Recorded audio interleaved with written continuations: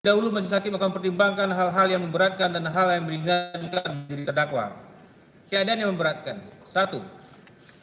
Terdakwa saat menjadi Menteri Perdagangan, pemegang kekuasaan pemerintahan di bidang perdagangan, kebijakan menjaga ketersediaan gula nasional dan stabilitas harga gula nasional, terkesan lebih mengedepankan ekonomi kapitalis dibandingkan dengan sistem demokrasi ekonomi dan sistem ekonomi Pancasila berdasarkan Undang-Undang 45 yang mengedepankan kesetaraan umum dan keadilan sosial. 2. Terdakwa saat sebagai Menteri Perdagangan tidak melaksanakan tugas dan tanggung jawab berdasarkan azas kepastian hukum dan meletakkan hukum dengan ketentuan perundangan sebagai dasar pengambilan setiap kebijakan dalam pengendalian dan stabilitas harga di bidang perdagangan khususnya gula.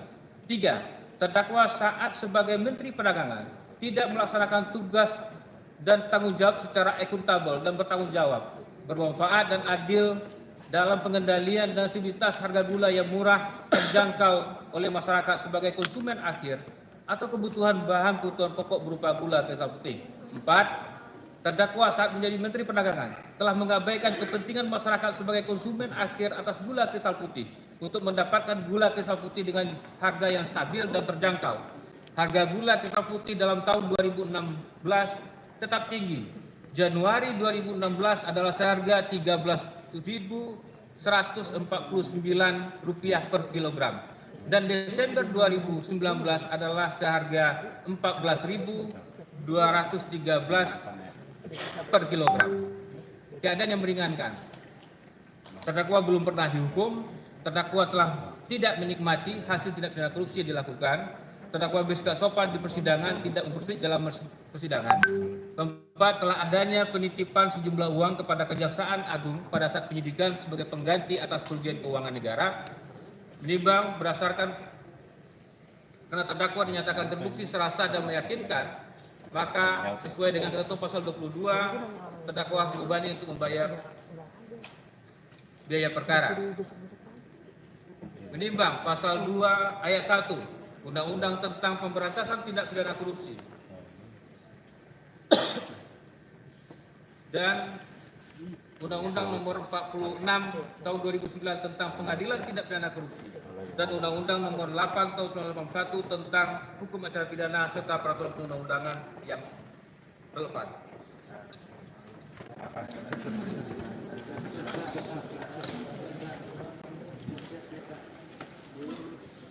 Kami lanjutkan. Mengadili.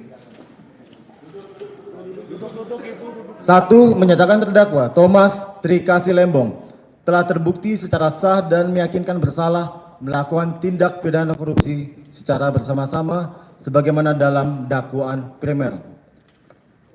2. Menjatuhkan pidana kepada terdakwa Thomas Trikasih Lembong oleh karena itu dengan pidana penjara selama 4 tahun dan 6 bulan dan pidana denda sejumlah Rp750 juta dengan ketentuan apabila denda tersebut tidak dibayar maka diganti dengan pidana kurungan selama 6 bulan. 3. Menetapkan masa penangkapan dan penahanan yang telah dijalani oleh terdakwa dikurangkan seluruhnya dari pidana yang dijatuhkan tersebut. 4. Menetapkan terdakwa tetap dalam tahanan. 5. Menetapkan barang bukti. Terhadap barang bukti dokumen yang diberi tanda A1 berupa 1 bundel fotokopi surat Direktur Jenderal Industri Agro Kementerian Perindustrian perihal rekomendasi IP Raw Sugar atas nama PT Sugar Labintang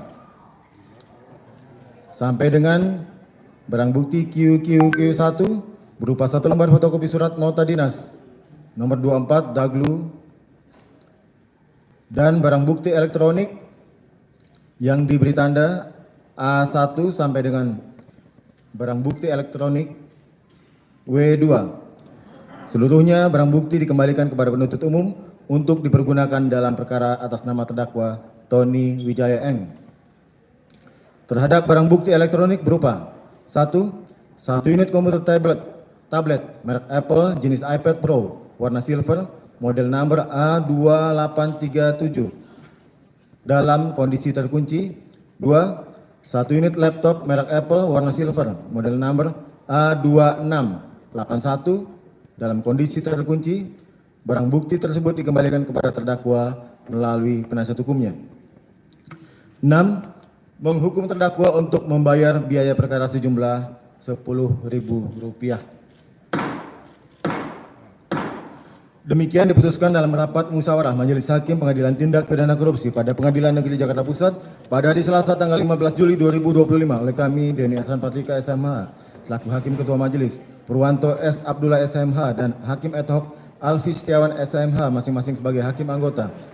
Putusan ini diucapkan dalam sidang yang terbuka untuk umum pada Jumat tanggal 18 Juli 2025 oleh Hakim Ketua tersebut dengan didampingi oleh Hakim anggota dengan dibantu oleh Saudara Prastiwi Adi Juranti SMH Panitia Pengganti dengan dihadiri oleh penuntut umum pada Kejaksaan Negeri Jakarta Pusat diucapkan di hadapan terdakwa dengan didampingi oleh tim penasihat hukumnya.